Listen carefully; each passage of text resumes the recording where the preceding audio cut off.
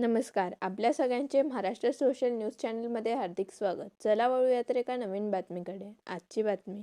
धुळे शहरामध्ये आज वादळी वारा व गारपिटीसह मुसळधार पावसाला सुरुवात झाली असून यामुळे शेतकरी चिंताग्रस्त झाले असून हातातोंडाशी आलेला घास जातो की काय असा प्रश्न उपस्थित झाला आहे. पावसामुळे शहरातील उकाड्याने परेशान झालेल्या नागरिकांना दिलासा मिळाला असल्याचे दिसून आले.